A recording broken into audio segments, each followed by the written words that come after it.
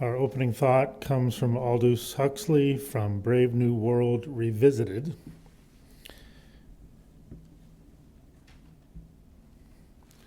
What I may call the messages of Brave New World, but it is possible to make people contented with their servitude.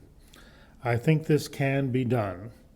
I think it has been done in the past. I think it could be done even more effectively now, because you can provide them with bread and circuses, and you can provide them with endless amounts of distractions and propaganda. Our next reading comes from the late, great Bill Moyers. That's right. From A Fuller Life. I hear an almost inaudible but pervasive discontent with the price we pay for our current materialism, and I hear a fluttering of hope that there might be more to life than bread and circuses. Our next reading is from E.F. Schumacher. Small is beautiful.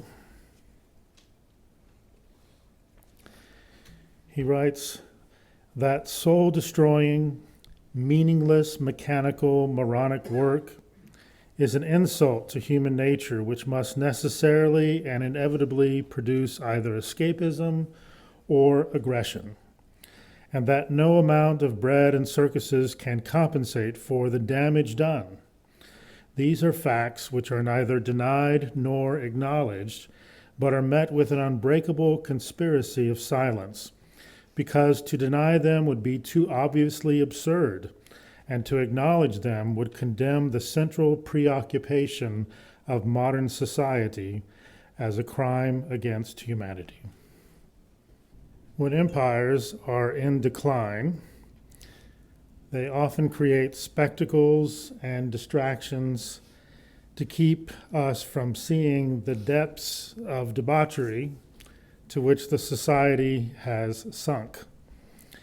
By keeping the masses fed and entertained, they can more easily be controlled and manipulated by those who are in power. And this is the logic of Juvenal and his bread and circus quote that's at the top of our bulletin for this morning, which reads, give them bread and circuses, and they will never revolt.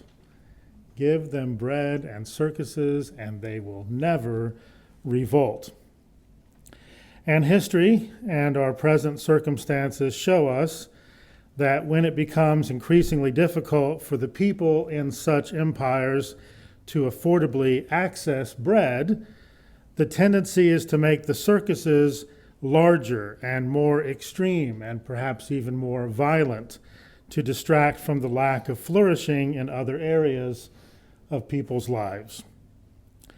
The circuses become a celebration of nationalism and power, a form of propaganda to make the masses feel good about themselves, even though so many other aspects of their lives have been diminished by the wealthy and powerful few. And the blame for the diminished flourishing of our lives gets shifted away from those who are most responsible for it to those who are the most vulnerable and who have the least amount of power to protect themselves from the power and violence of the state, a power that is reinforced in the minds of the people through the spectacle of circuses. Very few things give off Roman Empire vibes, quite like a gladiator circus spectacle on the emperor's birthday in the empire's capital, steps away from the emperor's palace. Apparently, Caesar wants to see some blood in the Colosseum for his 80th birthday. Are you not entertained? Efforts to politicize sports, especially for the purpose of promoting ultranationalism, should be relentlessly resisted. The person who is currently president is attempting to create a self-aggrandizing circus out of the 250th anniversary of the founding of the United States as a nation. The UFC event on the ruined White House lawn, the vanity $250 bill, the vanity passport, the unsuccessful attempts to organize propaganda concerts in his honor, and the FIFA World Cup are all a circus for him and his oligarch allies to distract us from the damage that they are currently doing to our nation and world. Over the next month, the eyes of the world will be fixed upon the United States as we host a relatively large global event. I'm not just thinking of our 250th anniversary, I'm thinking of the FIFA World Cup. And we're hosting it with our neighbors, who should also be our friends, from Canada and Mexico.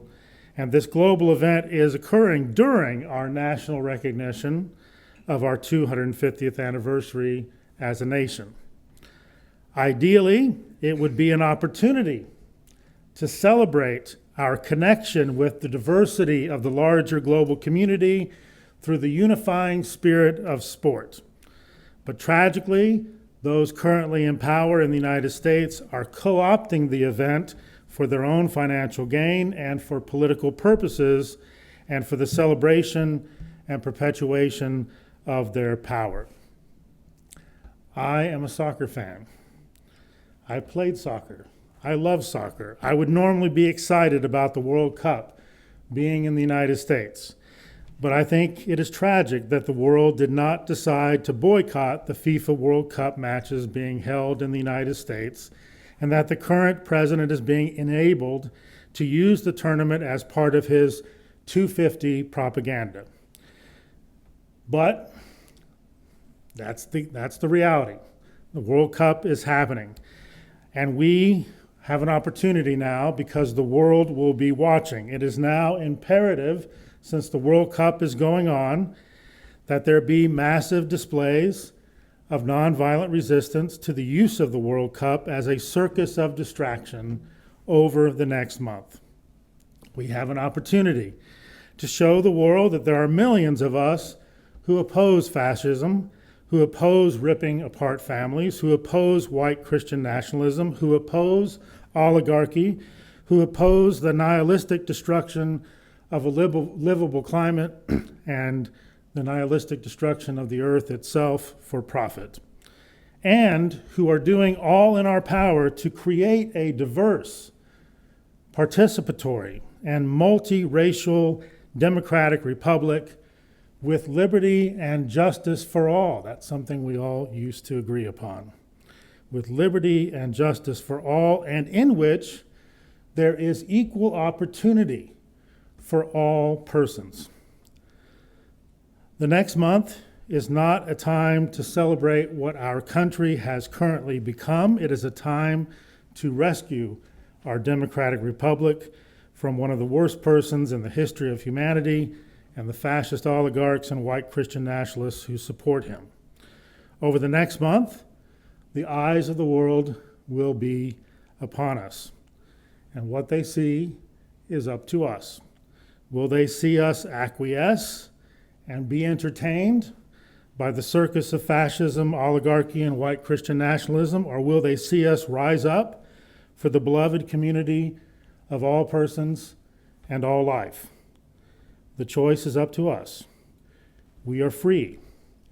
We are free to reject the circus, and we are free to embrace beloved community. Hear these words of benediction. We are democracy, unruly, unfinished, unrelenting, people of rebellious joy, taking to the streets, underground resilience, resisting complacence, the pleasure of activism, organizing into simple hope.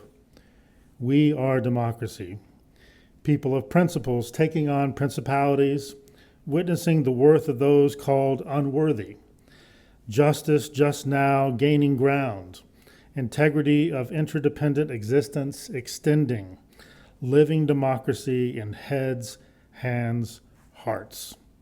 We know that democracy can die, ossify, brittle byproducts of bygone idealists, plotting politicians, pirating votes, corporations cannibalizing our care for the world.